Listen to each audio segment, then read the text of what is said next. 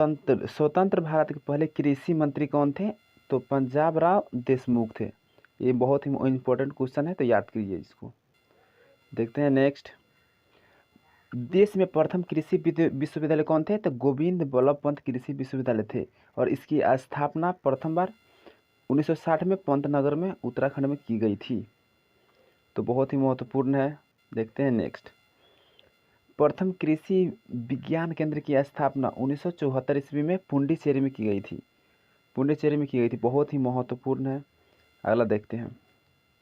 भारतीय कृषि अनुसंधान संस्थान की स्थापना मूल रूप से 1905 में बिहार के मुस्सा में किया गया था। और अगला देखते हैं। वर्तमान में भारतीय कृषि अनुसंधान संस्था मूसा कैंपस दिल्ली में स्थित है। चलिए देखते हैं नेक्स्ट।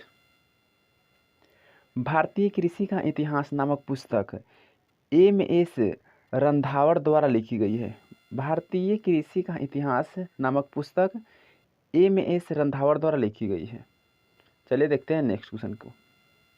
विश्व वन्य जीव दिवस। विश्व वन्य दिवस 21 मार्च को मनाया जाता है। अगला देखते हैं। हरित क्रांति का विश्व स्तरीय जन्मदाता नॉर्मन ई बोरलॉग को माना जाता है, जो अमेरिकी थे। और अगला देखते हैं। बोरलॉग पुरस्कार कृषि क्षेत्र से संबंधित है। बोरलॉग पुरस्कार कृषि क्षेत्र से संबंधित है। भारत में हरित क्रांति की शुरुआत 1967-68 में हुई थी। और जो भारत में हरित क्रांति के जन्मदाता कौन थे? तो एम.एस. स्वामीनाथन को माना जाता है। यहाँ लिखा भी हुआ है, भारत में हरित क्रांति के जनक एम.एस. स्वामीनाथन को माना जाता है। हरित क्रांति का जनक देश कौन था? मतलब हरित क्रांति का जनक देश जो फिलीपींस है। चलिए देखते हैं नेक्स्ट क्वेश्चन को। हरित क्रांति शब्द का प्रयोग सर्वप्रथम अमेरिका के डॉक्टर विलियम गार्ड ने किया था। सर्वप्रथम अमेरिका के विलियम गार्ड ने किया था। चलिए देखते हैं नेक्स्ट। भारत में हरित क्रांति का सर्वप्रथम किस राज्य में आया था? तो सर्वप्रथम पंजाब में आया था, और जिसका सर्वाधिक प्रभाव गेहूं पर पड़ा। चलिए देखते हैं नेक्स्ट। गेहूं के लिए औसत तापमान कितना होता है? गेहूं के लिए औसत तापमान 10 डिग्री से लेकर और 25 डिग्री सेंटीग्रेड तक होता है। वार्षिक वर्षा मतलब 50 से लेकर 75 सेंटीमीटर जरूरी होती है, मतलब गेहूं की खेती के लिए। चलिए देखते हैं नेक्स्ट क्वेश्चन। ग्लूटीन नामक प्रोटीन गेहूं में पाया जाता है। मतलब ग्लूटीन नामक प्रोटीन गेहूं में पाया जाता है। ग्लूटीन नामक प्रोटीन जो गेहूं में पाया जाता है, गेहूं में पाया जाता है। और अगला है। गेहूं उत्पादन में विश्व में चीन प्रथम स्थान पर है और भारत दूसरा स्थान पर है। अगला है। गेहूं उत्पादन में भारत में अग्रणी राज्य कौन सा है? उत्तर प्रदेश है। अगला है। गेहूं का वनस्पति नाम क्या है? ट्रिटिकम एस्टिवम है। ट्रिटिकम एस्टिवम है। अगला है। सोना और कल्याण और अर्जुन यह किस फसल की मतलब किस्म है? तो गेहूं की। ये सभी गेहूं की एक किस्म है। तो आगे बढ़ते हैं। गेहूं में 42 व चावल में 24 गुणसूत्र होती है। अगला देखते हैं। गेहूं के लिए सबसे उपयुक्त मिट्टी कौन सी होती है? जलोढ़ मिट्टी, जो सामान्य बिहार के क्षेत्रों में अधिकांशता मिलते हैं। अगला देखते हैं। गेहूं में विटामिन B1, B2 तथा विटामिन B6 ये सभी पाया जाता है। गेहूं में सभी पाया जाता है। अगला क्वेश्चन देखते हैं। गेहूं में रस्ट रोग कवक के कारण होता है। रस्ट रोग कवक के कारण होता है। गेहूं में रस्ट रोग कवक के कारण होता है। अगला देखते हैं। चावल का वनस्पति नाम ओराइजा एस्टाइवा है। ओराइजा एस्टाइवा है, जो ग्रेमनी कुल का पौधा है। जो ग्रेमनी कुल का पौधा एक है। अगला देखते हैं। चावल में कार्बोहाइड्रेट 76% होता है, प्रोटीन 6 से 7% होता है तथा वसा 2.5% विद्यमान होता है। देखते हैं अगला क्वेश्चन। चावल की खेती के लिए औसतन वर्षा 25 सेंटीमीटर तथा वार्षिक वर्षा 100 सेंटीमीटर जरूरी होती है। चावल को पॉलिश करने या ज़्यादा धोने पर विटामिन B1 उसमें से नष्ट हो जाता है, जिसका रासायनिक नाम थायमीन है। चलते हैं अगला क्वेश्चन। धान में खैरा रोग किसकी कमी कारण होता है? जस्ते की कमी कारण धान में खैरा रोग होती है। चलते हैं देखते हैं नेक्स्ट क्वेश्चन। जायदा, पद्मा और सोना और मधु धान की एक प्रजाति है। देखते हैं नेक्स्ट क्वेश्चन की ओर। विश्व में धान की प्रथम बौनी किस्म IR8 है, IR8। अगला देखते हैं, धान की खेती प्रतिरोपी बुआई द्वारा होती है। प्रतिरोपी बुआई द्वारा, बहुत ही मोस्ट इंपॉर्टेंट सब क्वेश्चन है दोस्तों। देखते हैं अगला क्वेश्चन। पूसा 444 बाजरा की एक प्रजाति है। देखिए कितना मस्त क्वेश्चन है, बहुत ही VVI। पतंजलि 114 चना की एक प्रजाति है। चलिए देखते हैं नेक्स्ट क्वेश्चन की ओर। नेक्स्ट क्वेश्चन की ओर बढ़ते हैं। अब यह पशु एवं पशुपालन से रिलेटेड है, तो चलिए स्टार्ट करते हैं। तंबाकू में विषैला तत्व निकोटीन होता है। तंबाकू में विषैला तत्व निकोटीन होता है। और दलहनी फसलों जैसे सोयाबीन का सर्वाधिक उत्पादन मध्य प्रदेश में होता है, जिसे मध्य प्रदेश का मतलब मध्य प्रदेश को सोया प्रदेश भी कहा जाता है, क्योंकि यहाँ सोयाबीन का सर्वाधिक उत्पादन होता है। दलहनी पौधे की जड़ों में राइजोबियम जीवाणु पाया जाता है। राइजोबियम जीवाणु पाया जाता है। और अगला क्वेश्चन है, दलहनों का राजा किसे कहा जाता है? दलहनों का राजा चना को कहा जाता है तथा रानी मटर को कहा जाता है। पौधे में नाइट्रोजन नाइट्रेट के रूप में ग्रहण करते हैं। जो पौधे होते हैं ना, नाइट्रोजन नाइट्रेट के रूप में ग्रहण करते हैं। अगला देखते हैं, मिट्टी में नाइट्रोजन की कमी पूरा करने के लिए चना बोने की प्राथमिकता दी जाती है। मतलब मिट्टी में जब नाइट्रोजन की कमी हो जाती है तो चना बो दिया जाता है, जिससे नाइट्रोजन की पूर्ति हो जाती है। अगला है 2 और 4D एक खरपतवार नाशक है। देखते हैं अगला क्वेश्चन। आम का वनस्पति नाम क्या है? आम का वनस्पति नाम क्या है? तो मेंजिफेरा इंडिका है आम का वनस्पति नाम। अगला देखते हैं, हॉर्टिकल्चर बागवानी से संबंधित है तथा ओलेरिकल्चर साग सब्जियों के उत्पादन से संबंधित है। देखते हैं अगला क्वेश्चन। वनों और जंगलों का अध्ययन क्या कहलाता है? सिल्वीकल्चर। सिल्वीकल्चर के अंतर्गत आता है। देखते हैं अगला क्वेश्चन। वृक्षों वनस्पतियों की खेती का अध्ययन क्या कहलाता है? वृक्ष संवर्धन कहलाता है, वृक्ष संवर्धन। अगला देखते हैं, फलों का अध्ययन क्या कहलाता है? पोमोलॉजी कहलाता है। फलों का अध्ययन पोमोलॉजी। फलों को मीठा होने के कारण क्या होता है? फलों के मीठा होने के कारण फैक्टोज के कारण होता है। फूलों का अध्ययन क्या कहलाता है? एंथोलॉजी कहलाता है, एंथोलॉजी कहलाता है, एंथोलॉजी। फूलों की खेती फ्लोरिकल्चर कहलाती है। अंगूर लता टमाटर की एक प्रजाति है।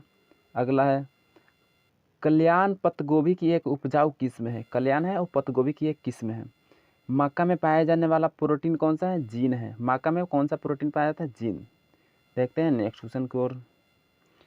ब्लास्टर रोग धान से संबंधित है तथा हरित बाली रोग बाजरा से संबंधित है। उसी प्रकार अग्नि निर्जा रोग सेब से संबंधित है। चलिए नेक्स्ट क्वेश्चन की ओर देखते हैं। श्वेत क्रांति दूध उत्पादन में तीव्रता से है और उसी प्रकार सार्थक करने के लिए 1970 में ऑपरेशन फ्लड है, दूध क्रांति से ही संबंधित है। और राष्ट्रीय डेयरी विकास बोर्ड की स्थापना इसी के लिए किया गया था, दूध उत्पादन के लिए किया गया था। अगला क्वेश्चन है, राष्ट्रीय डेयरी विकास बोर्ड की स्थापना 1965 में हुई थी, जिसका मुख्यालय गुजरात के आनंद में स्थित है। अगला क्वेश्चन है, डॉक्टर और वर्गीज कुरियन को भारत में श्वेत क्रांति मतलब ऑपरेशन फ्लड का जनक कहा जाता है। वर्गीज कुरियन को, बहुत ही मोस्ट इंपॉर्टेंट है। अगला देखते हैं, राष्ट्रीय डेयरी अनुसंधान संस्था कहाँ स्थित? करनाल में स्थित है, करनाल हरियाणा में स्थित है।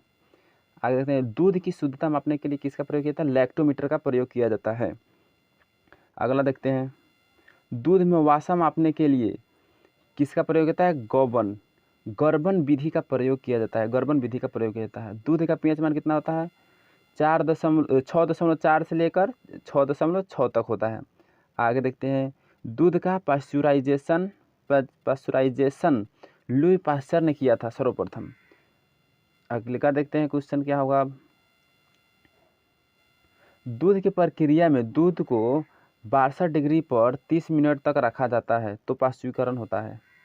अगला देखते हैं, दूध का रंग सफ़ेद किसके कारण होता है? तो केसीन के कारण होता है, दूध का रंग सफ़ेद। दूध का रंग पीला किसके कारण होता है? तो कैरोटीन के कारण होता है, दूध का रंग पीला कैरोटीन के कारण होता है। दूध में मीठापन किसके कारण होता है? लैक्टोज के कारण होता है। और दूध उत्पादन में भारत कौन सा स्थान है? तो प्रथम स्थान है। दूध विश्व में सबसे ज़्यादा दूध भारत में उत्पादन होता है। चलिए देखते हैं नेक्स्ट क्वेश्चन की ओर। दूध से दही बनने के कारण क्या होता है? लैक्टोबैसिलस जीवाणु होता है, लैक्टोबैसिलस। दूध से कोई भी संबंधित होगा दोस्तों तो उसमें लैक्टो जरूर लगा हुआ। चाय में थीन पाया जाता है, चाय में क्या पाया जाता है? थीन पाया जाता है। कॉफ़ी में कैफीन पाया जाता है, कॉफ़ी में कैफीन। और अमेरिका एवं रोबस्टा कॉफ़ी की किस्में हैं। अरेबिका एवं रोबस्टा कॉफ़ी के किस्म है। देखते हैं नेक्स्ट क्वेश्चन की ओर। दोस्तों ये बहुत ही महत्वपूर्ण क्वेश्चन है जो सभी बोर्ड के लिए, सभी एग्ज़ाम के लिए बहुत ही बेहतरीन है। चलते हैं नेक्स्ट क्वेश्चन की ओर। चाय बोर्ड कोलकाता में स्थित है, चाय बोर्ड कोलकाता में स्थित है, इसलिए इसी प्रकार कॉफ़ी बोर्ड बेंगलोर में स्थित है, और रबर बोर्ड कोटायम में स्थित है, और तंबाकू बोर्ड गुंटूर में स्थित है। चाय में लाल रस्ट रोग हरे शैवाल के कारण होते हैं। इसी प्रकार चलते हैं नेक्स्ट क्वेश्चन की ओर। चिपको आंदोलन जो वन्य संरक्षण आंदोलन से संबंधित है और इसकी शुरुआत 1973 में उत्तराखंड के चमोली में हुआ था। चिपको आंदोलन के प्रणेता कौन थे? सुंदरलाल बहुगुणा। चलते हैं नेक्स्ट क्वेश्चन की ओर। रेशम के कीड़ों को कोकून कहा जाता है, रेशम के कीड़ों को कोकून कहा जाता है, जो शहतूत के पत्तियों के द्वारा भोजन करता है। कपास तथा जूट रेशेदार फसलें होती है, कपास तथा जूट रेशेदार फसलें होती है। जूट को प्रायः गोल्डन फाइबर भी कहा जाता है। गोल्डन फाइबर किसका जाता है? बहुत ही मोस्ट इम्पॉर्टेंट है। जूट को गोल्डन फाइबर कहा जाता था। और आते हैं अगला क्वेश्चन। जूट उत्पादन में अग्रणी राज्य कौन सा है? तो पश्चिम बंगाल जूट में सबसे प्रथम उत्पादन करता है। चाय, कॉफ़ी, गन्ना, कपास, तंबाकू, जूट, मूंगफली, रबर आदि क्या है? नकदी फसल है, नकदी फसल है। आलू किसका उदाहरण है? तो एक प्रकार की ताना होती है।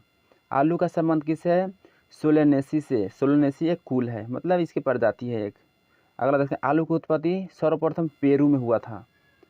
दक्षिण अफ्रीका के पेरू में सर्वप्रथम आलू की उत्पत्ति हुई थी। आलू में ब्लैक हॉट रोग किसके कमी कारण होता है? ऑक्सीजन के कमी कारण आलू में एक ब्लैक हॉट रोग होती है। चलिए नेक्स्ट क्वेश्चन की ओर देखते हैं। नारियल एक रसदार फसल है, उसका वनस्पति नाम क्या है? कोकस न्यूसीफेरा।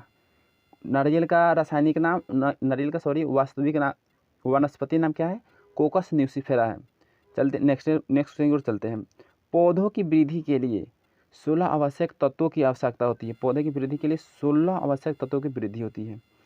चलिए देखते हैं नेक्स्ट क्वेश्चन की ओर। पौधे में वृद्धि मापने के लिए अनेक ऑक्जेनोमीटर तथा केस्कोग्राफ का प्रयोग किया जाता है। चलिए देखते हैं नेक्स्ट क्वेश्चन की ओर। मलेरिया के रोकथाम के लिए कारगर औषधि कुनैन किससे प्राप्त किया जाता है? सिनकोना से कुनैन को प्राप्त किया जाता है। देखते हैं नेक्स्ट को।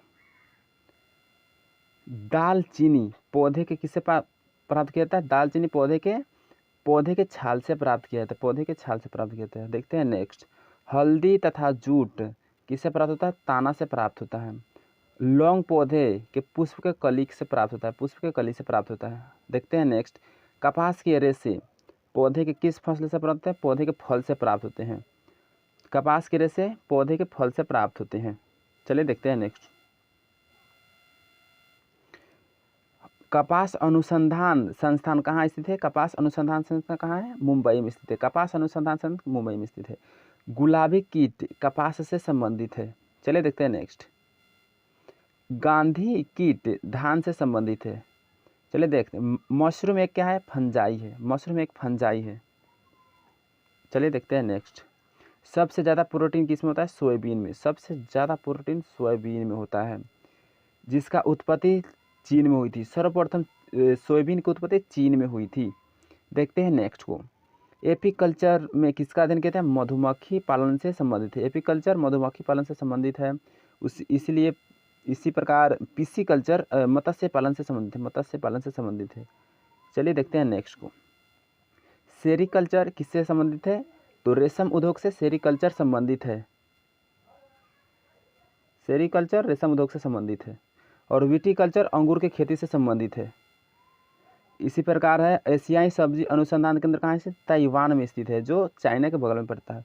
जबकि धान का अंतर्राष्ट्रीय शोध संस्थान मनीला फिलीपींस में स्थित है। मनीला फिलीपींस में एशियन बैंक का मुख्यालय भी स्थित है। चलिए देखते हैं नेक्स्ट क्वेश्चन की ओर। केंद्रीय चावल शोध संस्थान कहाँ स्थित है? कटक में स्थित है। कटक उड़ीसा में स्थित है। केंद्रीय तंबाकू शोध संस्थान कहाँ है? राजमुंद्री में स्थित है, जो आंध्र प्रदेश में पड़ता है। राष्ट्रीय कृषि वानिकी अनुसंधान केंद्र झांसी उत्तर प्रदेश में स्थित है। चलिए देखते हैं नेक्स्ट क्वेश्चन की ओर।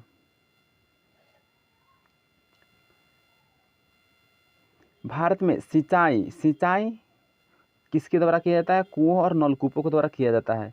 टिक्का रोग मूंगफली से संबंधित है और बंची टॉप रोग केला से संबंधित है।